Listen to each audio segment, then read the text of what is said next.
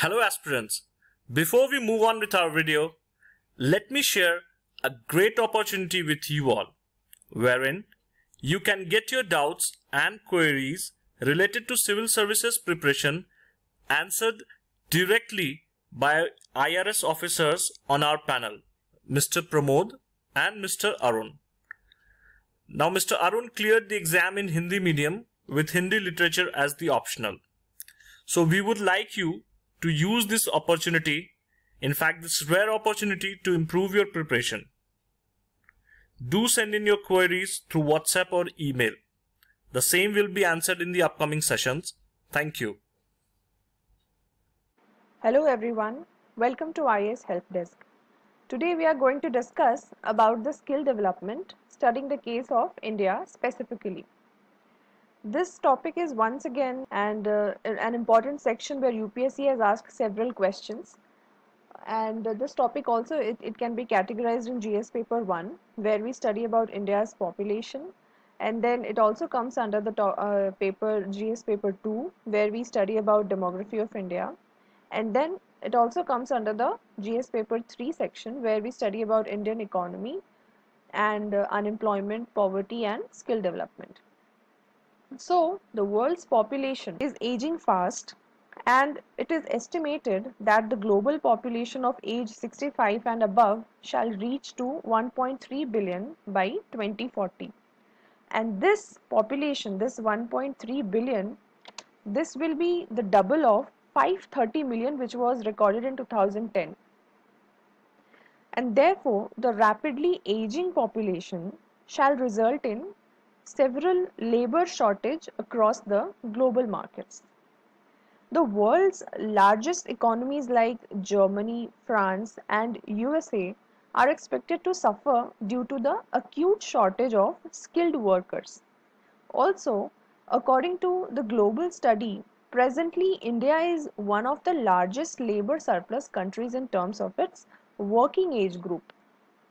And in terms of data, if I say, then 65% of the population is in the working age, that is from 15 to 59 years of age. And if we, in this data, 54% of the total population is below 25 years of age.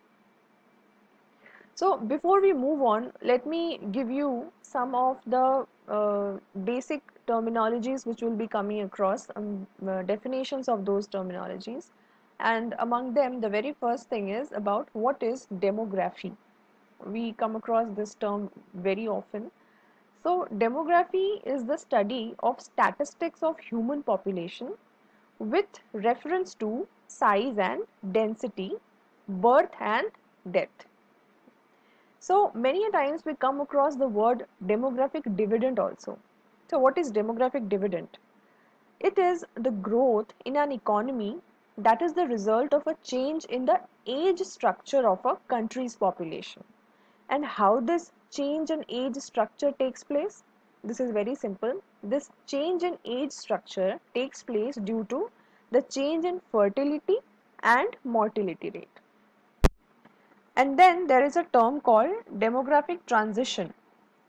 So demographic transition is a series of stages that a country goes through when transition from one phase to another takes place. Say for example, transition from the phase of non-industrial to industrial phase. Now let me give you one brief about how the concept of demographic transition came, or how the concept of demography itself. So, over the course of human history, there have been many people who have been interested in studying the characteristics of human population and the future of population growth.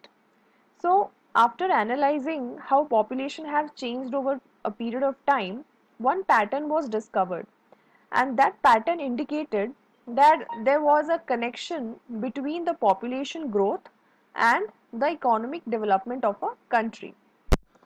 And it was observed that the country with high standards of living had lower rate of population growth, while in countries with low standards of living the population grew more rapidly. And that is how nurturing and developing skills in this large number of human resource becomes important, which can make a country the skill capital of the world so that it could meet the skilled manpower requirements of aging economies. So, though India is one of the largest labor surplus country, it still accounts for only 2% of its workforce population, which is severely low as compared to China, which is 47%, and 80% of Japan, whereas 96% of South Korea.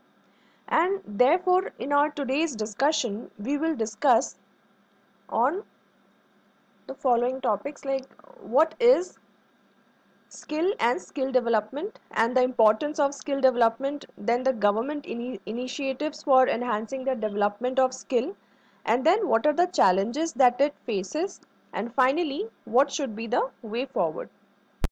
Now first let me tell you why the study of skill development becomes important. The distinct aspect of current global market is that relatively high unemployment among youth coexists with the widespread of recruitment challenges faced by the employers. And which means that while there is currently excessive labor supply in the aggregate, the distinct labor market for specific skill sets are highly segmented and many employers are facing difficulty in finding individuals with the right skill sets for the business tasks. And at current growth rates, India is projected to have significant unemployed population as the largest share, and among them mostly are educated youth. And so, the unemployment and poverty resulting from inadequate growth will retard other efforts to place India amongst the top global economic powers. And therefore, the acceleration of economic growth and the employment of skilled youth in the next 2 decades are the key concerns for India. Now let's come to the point, what is skill development? So it is simply the identification of skill gaps and developing the existing skills to enable a person to achieve his or her goals, and it is acquired through education, training and on the experience of job. Now why there is the need for skill development? So in India, about 12 million people join the workforce each year, but the productivity levels of workforce is very low. So India is one of the few countries which have educated unemployed in large numbers, and at the same time employers in India face a huge problem of filling key position. And hence for India the difficulty to fill up the jobs is 48%, which is more than global standards of 34%. So lack of skills is the main reason why industries are unable to fill the vacancies at entry level itself. If we talk about the world data, then worldwide 39% of the employers find it difficult to get suitable entry level workers, whereas in India, if we see the case in India, then Indian employers it is 53%, which is very high. Also, India lags far behind in imparting skill training as compared to other countries. For example, only 10% of Indian workforce receives skill training. Further, in India, only 5% of the population of 19 to 24 years of age group has acquired some skills through vocational education, and if I compare it with Korea, then it is 96%, as we read above. Also, we should understand that just providing knowledge is not going to inculcate skill, but the practice of that knowledge on practical terms will actually develop the skill. Now, let's see what are the initiatives taken by the Indian government. So first comes the Ministry of Skill Development and Entrepreneurship. So this is for the first time it has been created to focus on enhancing employability of the youth through developing the skill. Then the National Skill Development Corporation India, and this was set up as a public-private partnership company with the primary mandate of catalyzing the skills landscape in India. Then we have Pradhan Mantri Kaushal Vikas Yojana, and this aims to enable a large number of Indian youth to take up industry relevant skill training that will help in securing a better livelihood. And then the first Indian Institute of Skills is being established at Kanpur by the Ministry of Skill Development and Entrepreneurship in partnership with Institute of Technical Education in Singapore. And then we have National Apprentice Promotion Schemes and Drivers Training Institutes that helps in training, as it is important tool for addressing skill mismatches. Then there is Sector Skill Councils, which has been established as an autonomous industry-led bodies by National Skill Development Corporation, and they create occupational standards and qualification bodies, and they also conduct skill gap studies and assess and certify trainees on the curriculum aligned to national occupational standards developed by them. Then we have Sankalp, which is skills acquisition and knowledge awareness for livelihood promotion, and this is launched by Ministry of Skill Development and Entrepreneurship, and its main objective is to include strengthening institutional mechanisms and at both national and state levels, and this build pool of quality trainers and assessors, creating convergence among all skill training activities at the state level, establishing robust monitoring and evaluation system for skill training programs. And now comes the point that what are the challenges faced in skill development in India. So first comes the mismatch between the education system and the business. So if we see, then we will notice that education in India is generalist in nature, and so there is a poor correlation between education and skills required by the industry. And hence the result is there is a strong mismatch between the talent available and skills needed. Now let's take this matter into detail, that why is the mismatch, what is the actual scenario. So if we analyze, then we find that the educators struggle to scale up the model due to internal resource constraints like shortage of qualified faculty or high cost of developing infrastructure. Also, innovations in technology can deliver highly standardized curriculum through internet, television and radio. Though apprenticeships traditionally have provided hand-on experience, there are not enough spaces to meet the demand. Technology, that too low in the form of serious games and other kinds of simulations, can help by offering detailed and practical experience to large number of population at comparatively low cost. Also, the challenge is employers are often willing to invest only in those specialized skills whose value they can fully recover. Then the next challenge is education sector in India is in very critical state. And then there is low participation of women. In a survey conducted by the labor force suggests that India's labor force is 395.2 million altogether, and among which only 91.6 million are women.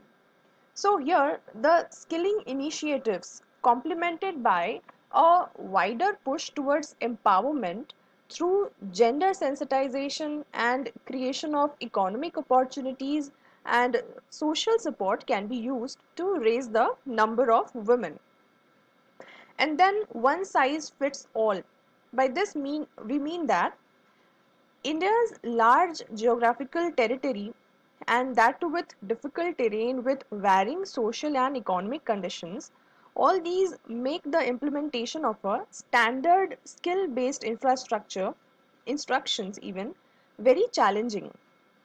Also, different states which are having varying demography, so the skilling becomes challenging. Here, one important point is the vocational training. This falls under the concurrent list, which means that the state government have key role and the responsibility in realizing the objective of skilling India. And hence, this requires a better coordination among center and state. Now, let's see what are the steps required for the proper implementation of these programs and filling the skill gaps and boost up the skill development and making a productive human resource to reap the benefits of demographic dividend. So first, employers and educators together should work with the students early and intensely, possibly at the secondary level of the education.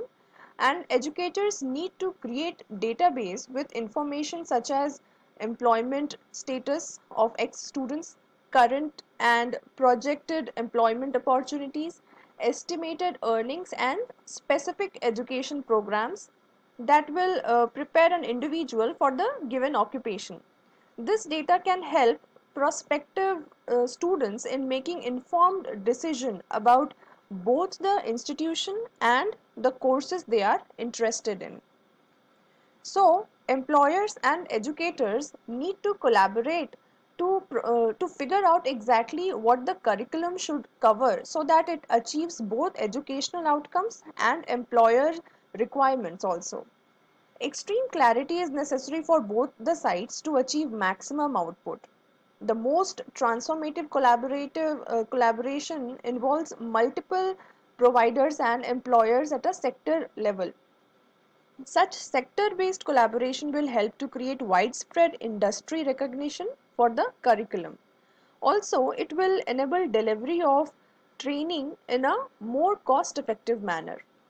Then we should develop skills also. Once the necessary skills and competencies are identified, employers and providers both must work together to deliver content in the way that ensures the student are learning the right skills. Employers actively participate in imparting skills by offering their experience and best personal. With mutual agreement between educators and employers, student will spend time on a job site or similar environment can be created in the institutions. Then also enhancing the entrepreneurship development among rural youths is also required. Then vocational skills need to be aligned very closely with the education system and needs to be begin in the early years of education itself. Then a national credit mechanism can be put in place which will recognize the skilling education undergone by the students parallel to their formal education. And not only would this help in boosting confidence in receiving vocational skills, but also increasing the social signaling for the training. And then consolidation and recognition of all schemes and programs under one regulator, that is National Skill Qualification Framework, is important as this will lead to the formalization of skilling and thus scaling up the numbers and ease of governance. So National Skill Qualification Framework, it organizes all qualifications according to a series of levels of knowledge, skills and aptitude. Okay, now the next recommendation would be the corporate house and corporate houses could participate actively in industry-led skill development programs and by channelizing funds allocated for corporate social responsibility into funding and supporting the skill development initiatives by the government. Also, India must strategically increase technology penetration among its population, and a majority of young India continues to boom beyond the big cities, and that's where technology must go. So, after this discussion, we can conclude that the rapid economic growth can bring a change in future job scenario, and this also offers challenge as well as opportunities both to the youth to enhance their employability for a better life. This enhanced employability would ensure job security and career progression and thereby empowering youth to contribute to the economic growth and also get benefited out of it. Then various initiatives and programs together with the best practices in the skill development space can be scaled up and replicated across states to achieve the desired objective of making the youth of the country as an agent of change.